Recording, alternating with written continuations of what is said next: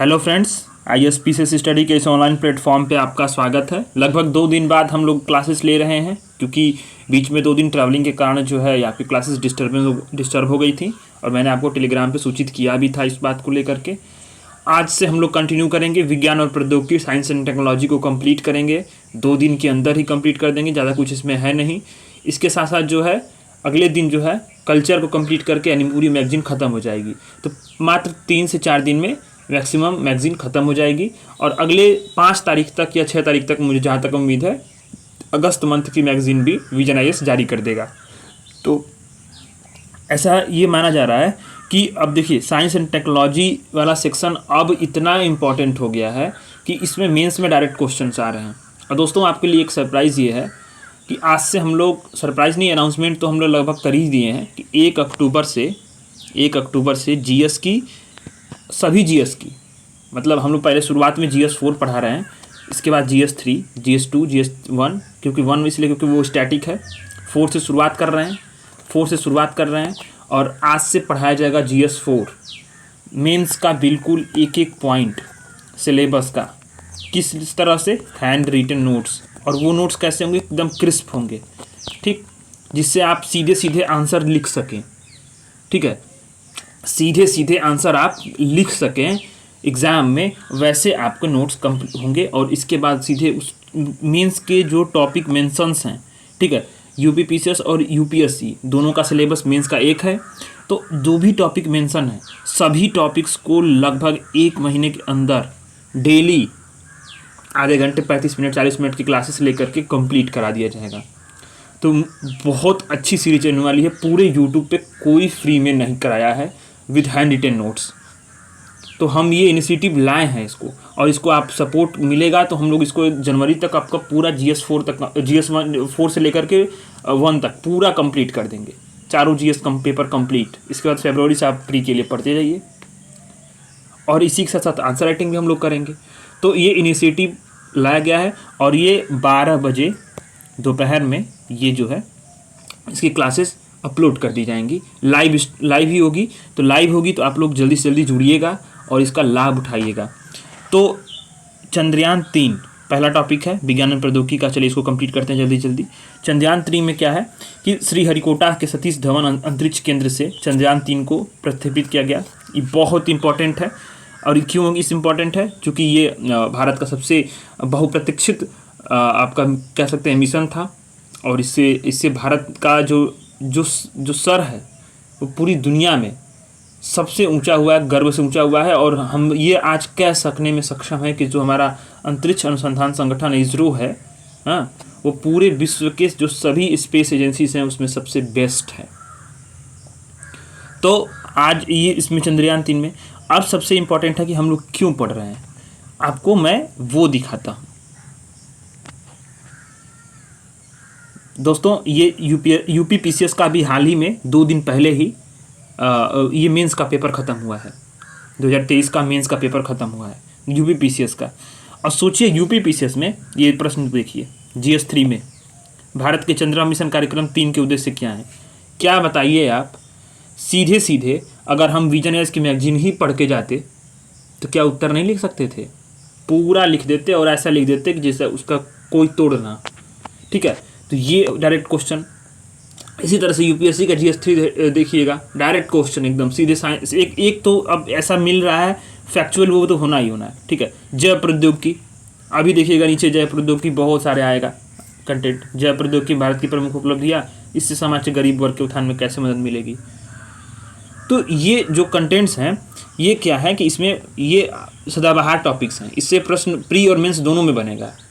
तो इसलिए इसको पढ़ते हैं। चलिए, चंद्रयान 3 क्या है, इसका उद्देश्य आप देख ही रहे हैं, डायरेक्ट पूछ दिया डायरेक्ट एकदम पहले लाइन में ही आपको उद्देश्य ही मिल रहा है। इसमें क्या है कि चंद्रमा की सतह पर सुरक्षित और सॉफ्ट लैंडिंग का प्रदर्शन करना है। ठीक, चंद्रमा पर रोवर के संचालन की क्षमता का प्रदर्शन करना है और चंद्रमा पर इन सीटू वैज्ञानिक प्रयोग करना है। ये शब्द को ध्यान दीजिएगा, इन सीटू। इससे क्या होगा कि सीधे सीधे अब आप अगर आप मैगजीन करके जाते तो डायरेक्ट लिखते, इसीलिए मैगजीन्स को करा रहा हूँ मैं। और मैगजीन जो विजन IAS की मैगजीन है और जो यूपीएससी की मेरी मेंस की क्लासेस जो चलेंगी रोज़ 12 बजे, दोनों का कोई तोड़ नहीं है। दोनों अगर आप करते हैं, एक मात्र 20 मिनट की होती है और एक आधे घंटे की। 1 घंटे की क्लासेस अगर आप कर लेते हैं, वो भी मुश्किल से 1.5x पे भी लगा कर सुन लेते हैं आप, तो आप समझ लीजिए पूरे मेंस का आंसर लिखने में सक्षम हो जाएंगे। तो अब आता है प्रक्षेपण यान। इसमें क्या है कि इसमें प्रक्षेपण यान होगा, जाहिर सी बात है कि जो प्रक्षेपण यान तभी तो वो जाएगा। प्रक्षेपण यान क्या था कि GSLV Mk3 था, ठीक है, पृथ्वी के इलिप्टिकल पार्किंग ऑर्बिट में स्थापित किया इसने। इसमें स्वदेशी पेलोड्स हैं, पेलोड स्वदेशी हैं। इसमें 3 हैं, क्या है, लैंडर मॉड्यूल है, प्रोपल्सन मॉड्यूल है और रोवर है, ठीक है। प्रोपल्सन मॉड्यूल क्या है, ये प्रक्षेपण यान से जब अलग होगा तो लैंडर मॉड्यूल को चंद्रमा के ध्रुवीय कक्षा में ले जाएगा 100 किलोमीटर तक ऊंचाई तक। रोवर क्या है, अब ये इन सिटू जो विश्लेषण करेगा, उसका रासायनिक विश्लेषण करेगा, इन सिटू जो रिसर्च होगा, ठीक है। और यही जो है मेन चीज़ था कि लैंडर पेलोड में और रोवर पेलोड में, ठीक है। तो इसमें अब आप ये चीज़ देख लीजिए कि ये क्या है, इसमें प्रोपल्सन मॉड्यूल पेलोड है, इसमें इसको नाम है सेप। रोवर पेलोड्स में इसमें APX है और लिब्स है, ठीक। एक खनिज संरचना पता लगाएगा और दूसरा क्या है, आसपास की चट्टानों की जो है रासायनिक संरचना बताएगा। और अब यहाँ पे क्या है, एक लैंडर है, लैंडर में 3 लैंडर है, रंभा PLB, ठीक है। यह सतह के निकट जो है प्लाज्मा के घनत्व और समय के परिवर्तनों को मापेगा। ध्रुवीय क्षेत्र के निकट चंद्रमा के तापीय गुणों को नापेगा। और इसके बाद इल्सा क्या है, ये भूकंपीय स्थिति को नापेगा और क्रस्ट और मेंटल के संरचना का चित्रण करेगा। तो ये इसके काम है। अब यहाँ इम्पॉर्टेंट एक चीज़ और आता है कि चंद्रयान 3 जो था, ये भारत का बहुत ही ऐसा मिशन बन गया है कि वैसा कोई दुनिया में अभी तक देश नहीं किया। कैसे, ये चंद्रमा के दक्षिणी ध्रुव में, कि दक्षिणी ध्रुव के पास लैंडिंग किया। दक्षिणी ध्रुव, जैसे मान लीजिए ये अभी इसको देखिए, ये चंद्रमा है, ये उसका उत्तरी ध्रुव हो गया, ठीक है, और नीचे ये दक्षिणी ध्रुव हो गया। इसी के पास ये लैंड किया, ठीक है, 70 डिग्री अक्षांश के आसपास, ठीक है, 70 डिग्री अक्षांश, ठीक। अब क्या है कि यही जो है, यहीं पे जो है 1 महीना बाद चंद्रमा पहुंचा। और सबसे बड़ी बात है कि दक्षिणी ध्रुव पे सॉफ्ट, ये नॉर्थ है और ये साउथ है, सॉफ्ट लैंडिंग करने वाला जो ये दुनिया का पहला मिशन बन गया है, ठीक है। अब मतलब क्योंकि साउथ में कोई भी देश अब तक नहीं गया है, सब लोग नॉर्थ में ही, पोल में ही सॉफ्ट लैंडिंग कराए हैं। सॉफ्ट लैंडिंग पहले भी कई देश 3 करा चुके थे, USA, रूस और चाइना। भारत चौथा देश है, हालांकि साउथ पोल में सॉफ्ट लैंडिंग कराने वाला पहला देश है। अब चाइना को बर्दाश्त नहीं हो रहा, चाइना को बर्दाश्त नहीं हो रहा। क्यों बर्दाश्त नहीं हो रहा भाई, अब उसको तो मिर्ची लगी हुई है, तो वहाँ उसने विवाद कर दिया। एक बात, इस अभी हाल का विवाद क्या चल रहा है मैं वो बता रहा हूँ। अभी चाइना ने दावा किया कि जो भारत का जो चंद्रयान 3 है वो दक्षिणी ध्रुव पर लैंड नहीं हुआ, दक्षिणी ध्रुव पर लैंड नहीं हुआ, उसने बोला, ठीक है। ये मान लीजिए ये नॉर्थ है और ये साउथ है, ठीक है, ये साउथ हो गया और ये नॉर्थ हो गया। तो भारत का जो था 70 डिग्री अक्षांश पे लैंड किया, लगभग 70 डिग्री, मान के चलिए 69 या 70 के आसपास जो है ये लैंड किया। चाइना का दावा है कि 82, 85 या 86 तक जो माना जाएगा जिस डिग्री पे, तो वो साउथ पोल होता है, यानी साउथ पोल पर लैंड नहीं किया, उसके रीजन में लैंड किया है, ठीक है। अमेरिका भी यही बात, नासा यही बात मान रहा है। तो होता ये है कि साउथ पोल पर एग्जैक्ट लैंड ना होकर के, एग्जैक्ट अब कोई भी देश पहली बार जा रहा है मिशन, वो भी अभी तक जहाँ तक कोई देश पहुँचा ना हो, और ये लोग क्या दावा कर रहे हैं, एकदम एग्जैक्ट नहीं लैंड किया। अरे एग्जैक्ट कैसे लैंड कर सकता है कोई पृथ्वी पे, तो विशा से थोड़ी छोड़ेगा, पाकिस्तान पे मिसाइल या चाइना पे मिसाइल की एकदम एग्जैक्ट मार देगा जा करके। तो ये विवाद बस खड़ा करने की तरीका है। हालांकि ये वाइडली एक्सेप्टेड है और ये 70 डिग्री अक्षांश के पास जो है ये लैंड किया है और दक्षिणी ध्रुव में ही है। और ये इन लोगों का उस पर साउथ पोल पर नहीं है, उसके रीजन में है। अब भारत का जवाब है कि उसके रीजन में है, ठीक है। तो अब आता है चुनौतियाँ। सॉफ्ट लैंडिंग करने समय चुनौतियाँ भी आती हैं। क्या आती हैं? दुर्गम भूभाग है भाई, सही बात है। फिर दूरी भी है, गति भी है। गति क्या है कि लूनर मॉड्यूल के लिए सॉफ्ट लैंडिंग आ सकेगा कि 6000 प्रति घंटा की गति से, मतलब नीचे से 6000 किलोमीटर प्रति घंटा की स्पीड से आ रही होगी और उसको एकदम जीरो लाना है। तो ये तो भाई बड़ी चुनौती है। और लूनर डस्ट है, यानी चंद्रमा की धूल तो है ही। तो ये सारी चुनौतियाँ सॉफ्ट लैंडिंग में होती हैं। तो इनसे निपटने के लिए इसमें क्या क्या लगाई गई हैं? इसमें बड़ी लैंडिंग साइट्स है, लैंडिंग वेलोसिटी में वृद्धि की गई है, ठीक है। बेहतर थ्रस्ट हैं, 5 थ्रस्ट लगे थे उसमें, अब मतलब 2 में अब इसके बाद केवल 4 थ्रस्टर्स हैं इसमें, जिससे क्या है कि संतुलन बनाना आसान रहेगा। 5 रहेगा तो एक डिस्टर्ब हो जाएगा, इसमें 4 ही बस रखाया गया। अच्छा, कठोर परीक्षण किया गया है, मतलब इसके पहले भी लैंडर मॉड्यूल की लेग्स की टेस्टिंग कर दी गई थी। और अन्य सुधार में क्या किया गया कि बड़े बड़े सौर पैनल लगाए गए थे, ईंधनवाहन क्षमता भी बढ़ाई गई थी, और लेजर डॉपलर वेलोसिटी मीटर भी बनाया गया था, जिससे सॉफ्ट लैंडिंग सुरक्षित हो सके। लैंड साइट के लिए जो है कि लैंडिंग साइट के लिए सबसे प्रमुख चंद्रमा के दक्षिण ध्रुव का चुनाव क्यों किया भारत ने। अब ये बात है कि ये क्या है, अब आप इसको देखिए, यही है आपका, ये अच्छा सा मैप है। देखिए ये नॉर्थ पोल हो गया, ये साउथ, इस यहीं पे जो है हमारा चंद्रयान जो है लैंड किया है, ठीक है। इसका ये भूमध्य रेखा है, सी ऑफ सर्टेनिटी बोलते हैं ऊपर, और ठीक है कॉपरनिकस क्रेटर यहाँ पे एक बहुत बड़ा उपलब्ध है, और नीचे टाइको क्रेटर है, ठीक है। 3 क्रेटर्स हैं, ठीक है। तो अब इसमें क्या है कि दक्षिणी ध्रुव क्यों चुनाव किया कि इस क्षेत्र में अरबों वर्षों से कुछ क्रेटर पर सूर्य का प्रकाश नहीं पड़ा, जिससे सौरमंडल की उत्पत्ति की जानकारी मिलेगी, ठीक है। एक चीज़, छाया में क्रेटर्स में पर्याप्त जल हो सकता है, ऐसा अनुमान भी है। हाइड्रोजन, अमोनिया, मीथेन, सोडियम और चांदी के साक्ष्य हैं, इस संसाधनों का बड़ा स्रोत है। इसका दोहन अभी तक किया नहीं गया है, तो मे भी ये पता लगाएगा, ठीक है। अब कौन लगाएगा ये आप नीचे उसमें देखे होंगे, ये जो है लेजर इंस्टीट्यूट ब्रेकडाउन स्पेक्ट्रोस्कोप जो है, यही सारी चीज़ों को तात्विक संरचना का, तत्व संरचना का इसका जो है पता लगाएगा, ठीक है। अब क्या कि चंद्रमा पर लैंडिंग करने वाले पिछले सभी जो चंद्रयान है वो कहाँ पे हैं, भूमध्य रेखा पे हैं। भूमध्य रेखा पे तो आसान है, ठीक, लेकिन ये दक्षिणी जो ध्रुव पे उतरा है ये बड़ा कठिन था, चुनौतीपूर्ण था। अब इसमें अब देखिएगा ये बड़ा थोड़ा सा इम्पोर्टेंट है, आप इसमें इसको छोड़िए, ये मेंस के लिए जो इम्पोर्टेंट है मैं उस सब चीज़ों को बहुत गौर से कराता हूँ, ताकि जो है उस पर प्रश्न आए तो हम लिख सकें। चंद्रयान 2 ने मिशन जो था, जो 2019 में था, वो आंशिक रूप से सफल था, क्योंकि लैंडर और रोवर जो क्या थे, सॉफ्ट लैंडिंग कर ही नहीं पाए थे। जो हाल का चंद्र मिशन रहा है और इसमें क्या हुआ है, इसमें साउथ कोरिया जो अब जिस हाल के जो चंद्र मिशन रहा है, इसमें ये तो जो अन्य देश का उनका है, ये निष्कर्ष है। इसको आप डायरेक्ट लिख सकते हैं, यहाँ मैंने नोट किया हुआ, डायरेक्ट लिखो मेंस में। अगर यूपीपीसीएस का जो प्रश्न है वही उद्देश्य था, वहाँ निष्कर्ष ये लिखते आप कि चंद्रयान 3 की वैश्विक अंतरिक्ष अनुसंधान में भारत की स्थिति और मजबूत करेगी। यह मिशन क्या है, हमारे वैज्ञानिक ज्ञान के दायरे का विस्तार करता है, देश की युवाओं के लिए समझ इसकी नई चुनौतियाँ प्रस्तुत करता है, और भविष्य में अनुसंधान विकास को अधिक बढ़ावा मिलता है। यानी आप आगे की राह का खाका भी खींच रहे हैं, उसके महत्व को भी बता रहे हैं, और एक पॉजिटिव अप्रोच के साथ एंडिंग कर रहे हैं। ये नंबर आपको भरपूर दे देता, ये लाइन, इसको आप नोट कर लीजिएगा। अभी यूपीपीसीएस और यूपीएससी के लिए जो है ये बड़ा इंपॉर्टेंट है। हाल के जो चंद्र मिशन योजनागत मिशन क्या है, साउथ कोरिया कौन सा है, दनुरी मिशन, ठीक है। जापान का है आईस्पेक्स और हाकुतो आर मिशन, रूस का क्या है, लूना 25, यूएसए का आर्मेंटिस 2, इजराइल का स्पेशल बेरेसिट 2, ठीक है। ये जो है कुछ हाल में जो है ये मिशन है, और इसको भविष्य में होंगे भी। अब आता है ब्लैक होल्स। क्या है कि वैज्ञानिकों ने ब्लैक होल्स के एक बड़े वर्ग का अवलोकन किया है। प्रारंभिक में ये टाइम डिलेशन का प्रदर्शन करते हैं। टाइम डिलेशन क्या पता है आपको, जो प्रारंभिक दौर में और वर्तमान समय की तुलना में जो क्या वहाँ पे समय की गति क्या थी, 5 गुना कम थी, इसी को टाइम डिलेशन बोलते हैं। और ये जो क्रॉसर्स हैं क्या है कि सबसे अधिक जो सुपर मैसिव ब्लैक होल्स हैं, इसका जो मतलब मास होता है ना, वो सूर्य के मास से काफ़ी अधिक होता है, ठीक है। तो हाल मतलब ऐसा जाना जाता है कि जो ब्लैक होल्स हैं उसके वर्ग का वैज्ञानिकों ने क्या किया, वर्गीकरण किया, ठीक है। और ये क्या करते हैं कि जो मतलब शुरू में ब्रह्मांड था उसके टाइम डिलेशन का प्रदर्शन करते हैं।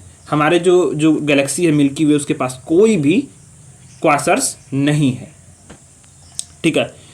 अब एक इम्पॉर्टेंट तथ्य है, थोड़ा सा मतलब जानकारी के लिए बता दूं, इसमें ये जानकारी के लिए ही है।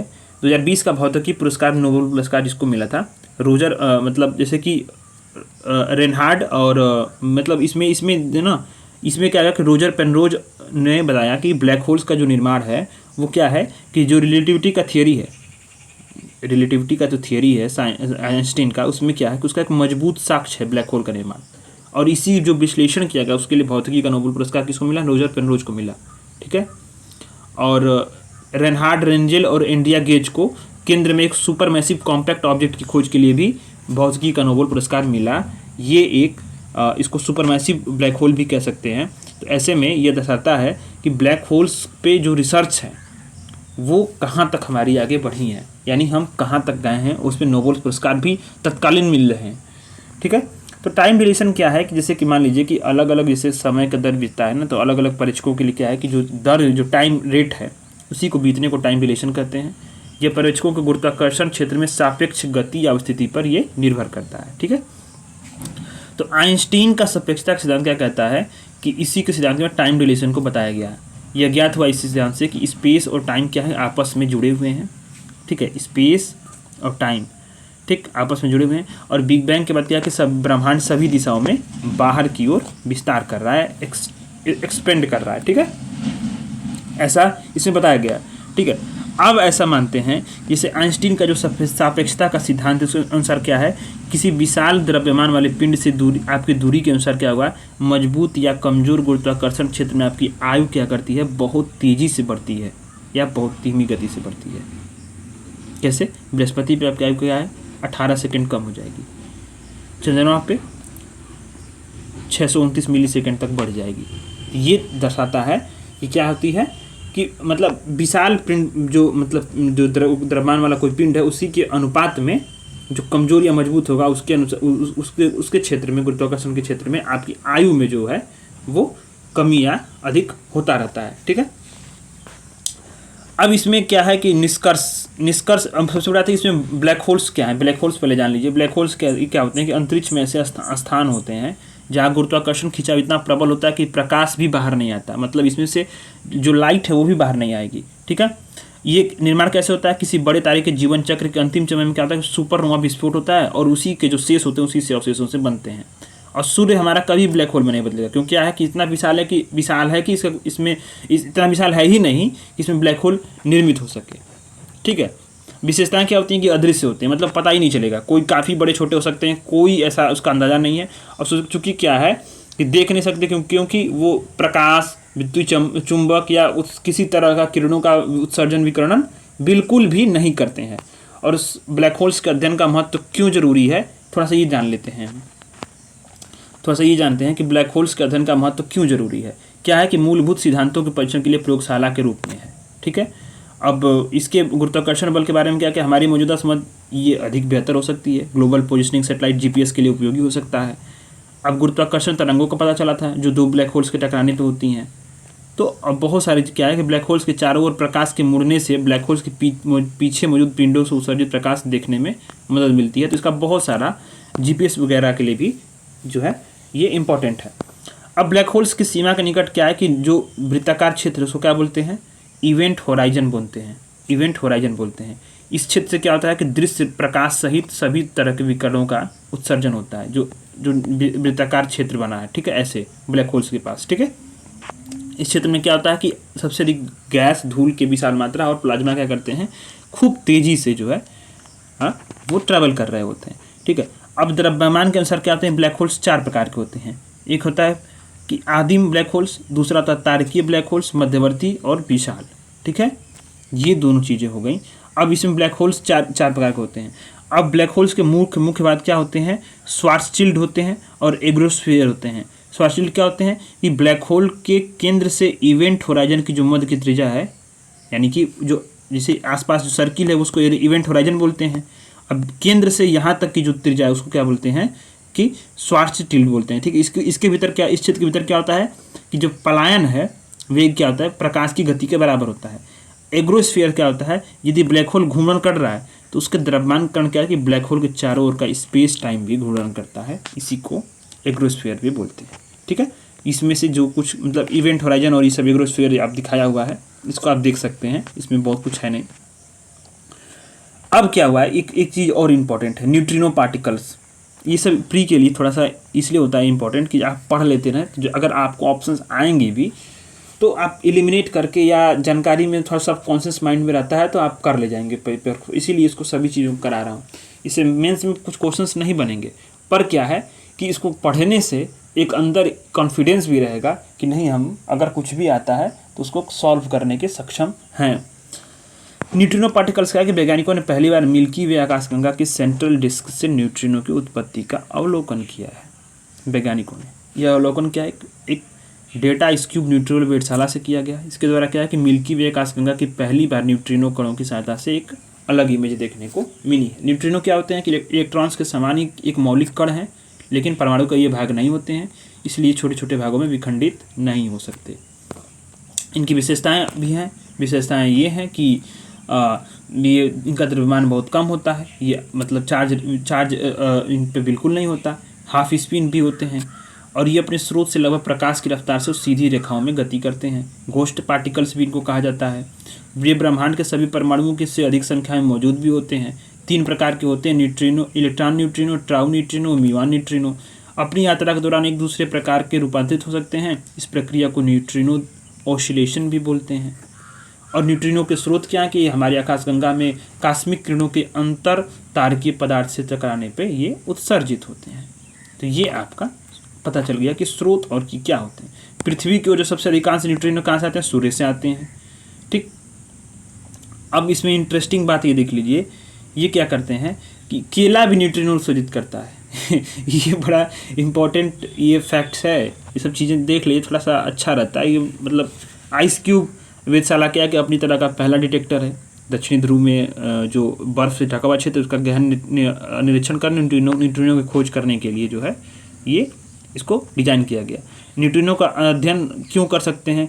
पिंड और परिघटनाओं का मदद मिल सकती है उन घटनाओं को समझने में जिससे यहाँ इनका निर्माण हुआ।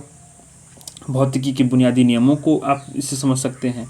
ठीक है, और ऊर्जावान खगोलीय जो भौतिकी स्रोत हैं उनके बारे में भी जानकारियाँ हो सकती हैं, जैसे कि तारे फटते हैं, गामा किरण होता है, ये सब चीज़ों पे उत्पत्ति के। ठीक है, अब एक चीज़ और है, इसमें प्री और मेंस के लिए बहुत कुछ खास नहीं है। ये आप इसको थोड़ा सा ये देख लीजिए, आकाशगंगा गैलेक्सी, सौरमंडल और ग्रह और आकाशगंगा। अब आप इसको देख रहे होंगे, ये 3 है। इतना छोटा, यानी कि यहाँ से आप इसमें आइए, इसमें से इसमें आइए, और ग्रह में भी आप एक छोटे से स्थल है, फिर वहाँ एक छोटा सा स्थल भाग है, फिर क्योंकि महासागर अधिक है, स्थल भाग में भी छोटा सा एक कॉन्टिनेंट है, कॉन्टिनेंट में छोटा सा एक देश है, छोटा एक देश में भी एक छोटे से राज्य है, और छोटे से जगह पे अगर आप रहते हैं, और उस जगह में भी कहाँ एक कमरे में 10 बाई 10 के कमरे में, तो आप समझ सकते हैं कि हम कहाँ हैं और ब्रह्मांड क्या है। तो ये बहुत बड़ी चीज़ है।